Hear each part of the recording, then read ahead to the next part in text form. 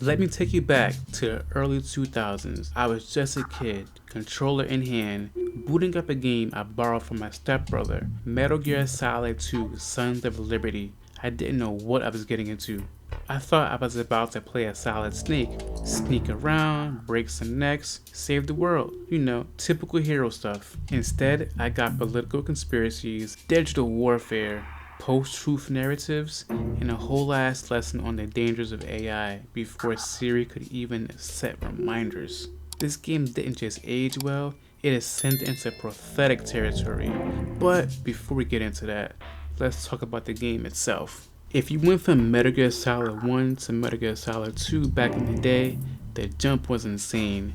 The graphics, the water physics, the lighting, it was like watching a movie you could control. Even the codec calls looked a lot better. You could zoom in during conversations like you were directing your own soap opera.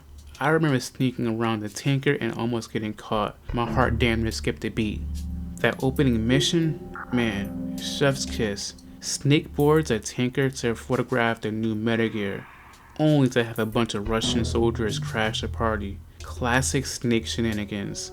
Then Ocelot pulls up, betrays everyone, blows up the ship, and Snake goes down with it. Or so we thought. Snake!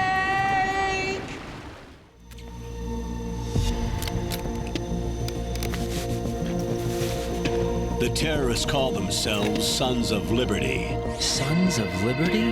The name of their leader is Solid Snake. The hero of Shadow Moses? So that's why you changed my code name. And this is where Kojima hits us with the greatest bait and switch of all time. Plot twist, you start the next chapter as Raiden, a dude with blonde hair, zero drip, and a whole lot of questions. At first, I was like, wait, where's Snake at? Who's this dude? But I kept playing, and honestly, I didn't hate it. I was young, and I didn't have an emotional attachment to Snake from Metal Gear Solid 1, so I didn't feel betrayed. But looking back at it, the choice was intentional. Kojima just didn't want to give us Snake all over again. He wanted to make a point. We the players were manipulated just like Raiden was. The entire mission is a simulation designed to recreate the Shadow Moses incident, and we were just lab rats running through it, thinking we're the heroes. Snake does come back though, disguised under the extremely subtle name Iroquois Pliskin. Yeah, real slick Kojima, real subtle. That's like Clark Kent putting on a wig and calling himself Chad Super Guy. But what's crazy is how self-aware the game is.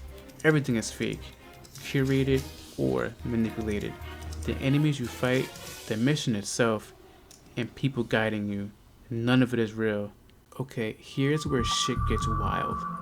Metal Gear Solid 2 basically predicted the internet age. The algorithms, the AI misinformation, deepfakes, surveillance culture, all of it. The final twist? The mission was controlled by an AI system called the Patriots, who used digital manipulation to control society. And they say this line. Right. You seem to think that our plan is one of censorship. Are you telling me it's not? You're being silly. What we propose to do is not to control content, but to create context. Create context. The digital society furthers human flaws and selectively rewards development of convenient half-truths. You mean to tell me Kojima called YouTube algorithms, TikTok echo chambers, Twitter bots, and government surveillance all in the same game? That's not a video game anymore. That's a warning. This man saw ChatGPT and deepfakes coming like 20 years early, while we were still using dial-up. Of course, it wouldn't be Metal Gear Solid without some epic boss fights. You got Fat Man, the rollerblading explosives expert who somehow still felt threatening despite looking like a rejected Tony Hawk character. Next up, you got Fortune, who literally can't be shot. And then there's Vamp.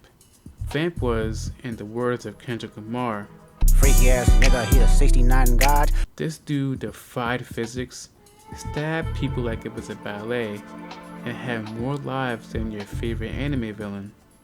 Every boss wasn't just a fight, they were psychological warfare. Kojima made every encounter feel like a breakdown session with a therapist who wants to kill you. Raiden, see, he's a perfect protagonist for this story.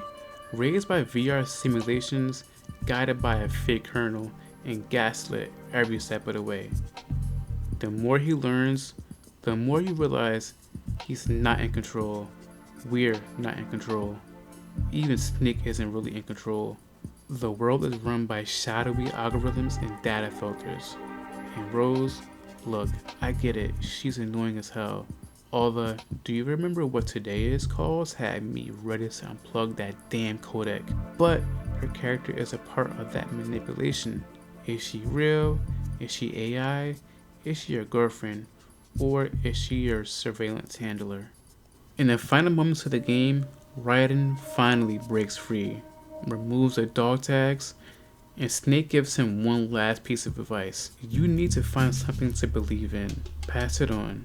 In a world full of fake news, AI generated nonsense, and content designed to manipulate emotions for clicks, Metal Gear Solid 2 said maybe the most rebellious thing you can do is think for yourself. Metal Gear Solid 2 wasn't just ahead of its time, it time traveled to slap us in the face. Yeah, it has some janky controls, the backtracking can get a little bit annoying, but the message, still relevant, still chilling, still Kojima. So next time you boot it up, don't just sneak around and choke out guards. Pay attention, because Kojima might have just tried to warn us about everything.